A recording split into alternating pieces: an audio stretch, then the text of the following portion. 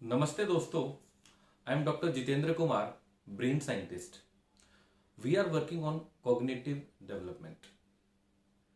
आजकल सबसे बड़ी प्रॉब्लम बच्चों, पेरेंट्स और प्रोफेशनल्स में ये आ रही है कि हम मेहनत बहुत कर रहे हैं लेकिन उस लेवल का रिजल्ट नहीं आ रहा है। बच्चे बहुत अच्छे स्कूल्स में पढ़ते हैं, अच्छा ट्यूशन्स जाते हैं, बढ़िया कोचिंग्स होते हैं, काफ़ी सारी ऑनलाइन ऐप्स पेरेंट्स सब्सक्राइब कर रखे होते हैं बच्चों के लिए, लेकिन फिर भी डिज़ायर्ड रिजल्ट नहीं आ पा रहा। प्रोफेशनल्स की बात करते हैं तो बड़ी जल्दी वो जॉब चेंज करते हैं, जॉब डिससेटिस्फैक्शन अच्छे खासे लेवल पर देखने को मिल रहा है। लोग अपने काम से, अपने प्रोफेशन से, अपने स्कूल कॉलेज या अपने आप से सेटिस्फाइड नहीं है। ऐसा क्यों है? मेहनत करने का ग्राफ बढ़ता जा रहा है, सक्सेसफुल होने का ग्राफ कम होता जा रहा है। ऐसा क्यों है? इसके लिए काफ़ी रिसर्च हुई, कुछ मेडिकल साइंस में, कॉग्निटिव डेवलपमेंट में, साइकोलॉजी में बहुत सारी रिसर्च हुई और काफ़ी अच्छे अच्छे रिजल्ट्स आए।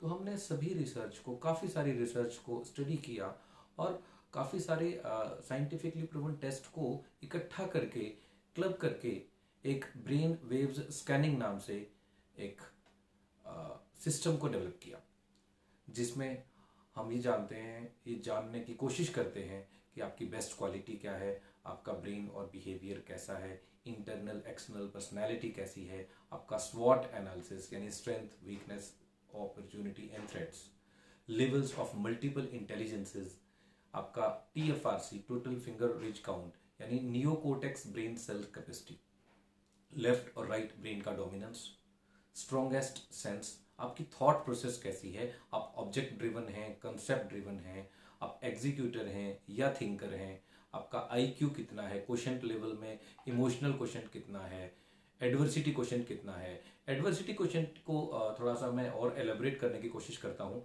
कुछ लोग प्रेशर में ही बहुत अच्छा काम करते हैं और कुछ लोग प्रेशर आने पर काम नहीं कर पाते। एग्जाम्पल के लिए कुछ बच्चों को देखा होगा आपने, बैठे रहते हैं, बहुत ज़्यादा मेहनत नहीं करते, लेकिन एग्ज़ाम आने पर लास्ट नाइट बुक खोल के पूरी बुक को पढ़ लेते हैं। वो खाना नहीं खाते, सोते नहीं है, रेस्ट नहीं करते, पूरी मेहनत करते हैं पूरे प्रेशर में और बढ़िया परफॉर्म करते हैं, अच्छे उनके मार्क्स आते हैं। दैट मीन्स उनका AQ यानी एडवर्सिटी क्वोशंट हाई है। कुछ बच्चों का एडवर्सिटी क्वोशंट लो होता है।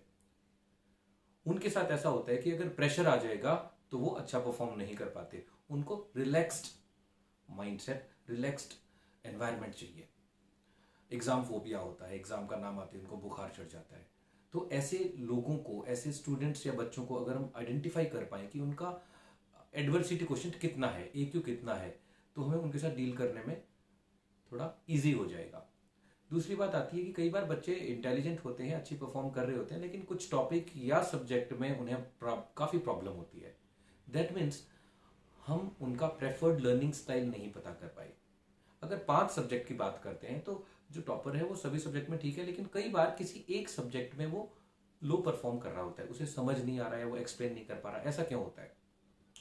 बाकी 4 सब्जेक्ट उसे ठीक से समझ आ रहे हैं, एक नहीं आ रहा, क्योंकि वो सब्जेक्ट उसकी बेस्ट रिसेप्टिविटी जो है, उसका प्रेफर्ड लर्निंग स्टाइल है, उसको फॉलो करते हुए हम उसको नहीं दे पा रहे हैं। और कई बार ऐसा देखा जाता है कि जो बिलो परफॉर्मर स्टूडेंट है वो भी उस सब्जेक्ट में काफ़ी अच्छा परफॉर्म कर रहा होता है, क्योंकि वो अच्छे तरीके से समझता है। तो अंडरस्टैंडिंग का लेवल क्या है, पढ़ने का तरीका क्या है, सीखने का तरीका क्या है, ये भी अगर पता करना हो तो ब्रेन वेव्स स्कैनिंग टेस्ट से पता चल सकता है। बेसिक इंटरेस्ट की बात पता चलती है कि आपका बेसिक इंटरेस्ट क्या है। हर व्यक्ति की लाइक्स एंड डिसलाइक्स अलग अलग होती हैं। कई बार हम एज पेरेंट अपने बच्चे को किसी एक पर्टिकुलर जगह पर भेजने की पूरी कोशिश करते हैं, ये देखे बिना कि उसका इंटरेस्ट किस चीज़ में है। अगर हम उसके इंटरेस्ट को जानकर, उसका पोटेंशियल जानकर उस फील्ड की तरफ उसको भेजेंगे तो हम भी खुश रहेंगे और बच्चा भी आगे आने वाली लाइफ में खुश रहेगा। कई बार हम ऐसे इंसिडेंट्स देखते हैं कि 8-10 साल की पूरी मेहनत और अच्छे पैसे खर्च करने के बाद, अच्छे प्रोफेशनल कोर्सेज करने के बाद बच्चे, खासकर ये इंजीनियरिंग फील्ड में देखने में बहुत ज़्यादा आया है कि बच्चे अपनी उस फील्ड में जॉब नहीं कर रहे होते जिसका उन्होंने कोर्स किया था। ऐसा क्यों? क्योंकि उनका इंटरेस्ट उसमें नहीं था। 3 इडियट्स मूवी का वो मुझे सीन याद आ रहा है कि बनना था वाइल्ड लाइफ फोटोग्राफर, बट करनी पड़ी इंजीनियरिंग और वो बड़ी मुश्किल से। तो ऐसा आपके साथ या आपके बच्चों के साथ ना हो, तो इससे बचने के लिए हमें ब्रेन वेव्स स्कैनिंग टेस्ट को समझना और करवाना बहुत ज़रूरी है। कई बार पेरेंट्स एक्स्ट्रा करिकुलर एक्टिविटीज़ के लिए अपने बच्चों को कहीं कहीं भेजते हैं, कोई स्विमिंग के लिए, कोई हॉर्स राइडिंग के लिए, टेबल टेनिस, कई बार हम फॉरेन लैंग्वेज सिखाने की कोशिश करते हैं, क्रिकेट में गाना, इंस्ट्रूमेंटल म्यूजिक। तो ऐसे ही नहीं भेजना चाहिए, हमें ये देखना चाहिए कि बच्चे का पोटेंशियल उसमें है या नहीं। अगर प्रोफेशनल गोल को अचीव करने के लिए हम चाह रहे हैं कि बच्चा अपनी अच्छी लाइफ स्पेंड करे, उसका जो पैशन है उसी को प्रोफेशन बनाए, तो ब्रेन वेव्स स्कैनिंग टेस्ट से ये बड़े अच्छे से तरीके से पता चल सकता है। और based on their personality treats and multiple intelligence हम बच्चे की एक्स्ट्रा करिकुलर एक्टिविटीज़ को भी डिसाइड कर सकते हैं, और बेस्ड ऑन दैट हम प्रेफर्ड करियर ऑप्शंस भी उसको दे सकते हैं। कई बार हमने देखा है कि बच्चा कम्पिटिटिव एग्जाम की तैयारी करता है, कोचिंग इंस्टीट्यूट में जाता है, काफ़ी 1 2 3 साल भी लगाता है, और लास्ट में पता चलता है कि वो 1 मार्क्स से रह गया, 2 मार्क्स से रह गया, बहुत कम डिफरेंस से रह जाता है। ऐसा क्यों होता है? क्योंकि हमारी ब्रेन में बेसिकली 10 पार्ट्स होते हैं। 10 में 2 पार्ट्स को मैं एलेबोरेट करना चाहूँगा। एक होता है लॉजिकल एबिलिटीज़। लॉजिकल एबिलिटी वाले पार्ट का काम होता है कंसेप्ट समझना, process, maths, science, grammar, reasoning, analysis and calculation. अगर आपके उस पार्ट में least number of active neuron cells हैं, यानी न्यूरॉन्स कम हैं, तो वो पार्ट कम फंक्शनल रहेगा। बच्चे का इंटरेस्ट कैलकुलेशन में, रीजनिंग में, ऐसी चीज़ों में नहीं होगा। अगर हम बात करते हैं इसी पार्ट में मोर number of active neuron cells की, तो उस बच्चे का इंटरेस्ट इसमें ज़्यादा रहेगा और बड़ी जल्दी वो कम्पिटिटिव एग्जाम को क्रैक कर लेगा। कई बार आपने देखा होगा नीट में, यूपीएससी के एग्जाम में, या कहीं भी जेईई के एग्जाम की बात करते हैं, तो जो टॉपर्स होते हैं आमतौर पे वो नहीं होते जिन्होंने बहुत ज़्यादा टाइम कोचिंग इंस्टीट्यूट में बिताया होता है। वो ज़्यादा मेहनत किए बिना ही क्रैक कर जाते हैं। ऐसा क्यों? क्योंकि उनका इंटरेस्ट है, वो इस चीज़ के लिए पैदा हुए हैं। कई बार हम सोचते हैं कि किसी को ट्रेनिंग देकर एक्सपर्ट बनाया जा सकता है। नहीं दोस्तों, ट्रेनिंग देना ही काफी नहीं है, हमें यह देखना जरूरी है कि वो ट्रेनिंग लेने के काबिल है क्या। अगर विराट कोहली और सचिन तेंदुलकर जी, उनको सिंगिंग या म्यूजिक की ट्रेनिंग दी जाती, और लता मंगेशकर, सोनू निगम, इनको क्रिकेटर बनने के लिए ट्रेन किया जाता, तो क्या आज हम इनका नाम ले रहे होते? शायद नहीं। बिकॉज ये देखना भी जरूरी है कि आपका ब्रेन किस लिए बना है, क्या आपका बेस्ट पोटेंशियल है, क्या आपकी बेस्ट क्वालिटी है। अगर ये हमें पता चल जाएगा तो based on your best potential, quality, आपके ब्रेन का स्ट्रक्चर, न्यूरॉन्स का स्ट्रक्चर, हम वही ट्रेनिंग देंगे जो आपका पैशन है। ये अगर पता चल जाएगा तो हम उसी तरफ, उसी फील्ड में ट्रेनिंग लेंगे, जिससे कि हमारी लाइफ थोड़ी सी और इजी हो जाएगी। तो ये एक छोटी सी इंट्रोडक्शन थी ब्रेन वेव्स स्कैनिंग के लिए। ब्रेन वेव स्कैनिंग के लिए आपके दिमाग में कुछ क्वेश्चन आ रहे होंगे कि क्यों और कैसे होता है ये। तो ये टेस्ट साइंटिफिकली प्रूवन है। जैसा कि हमने बात की थी कि हमारे ब्रेन में 10 लोब्स, 10 पार्ट्स होते हैं, और 10 पार्ट्स अलग अलग काम करने के लिए लायबल होते हैं। कौन सा पार्ट किस लेवल पे चल रहा है ये डिसाइड करता है हमारा न्यूरॉन्स डिस्ट्रीब्यूशन, यानी आपके ब्रेन में 10 पार्ट्स में न्यूरॉन किस तरीके से डिस्ट्रीब्यूटेड है। जिस पार्ट में मोर number of active neuron cells हैं वो पार्ट ज़्यादा फंक्शनल रहेगा, जिसमें कम है वो लीस्ट फंक्शनल रहेगा।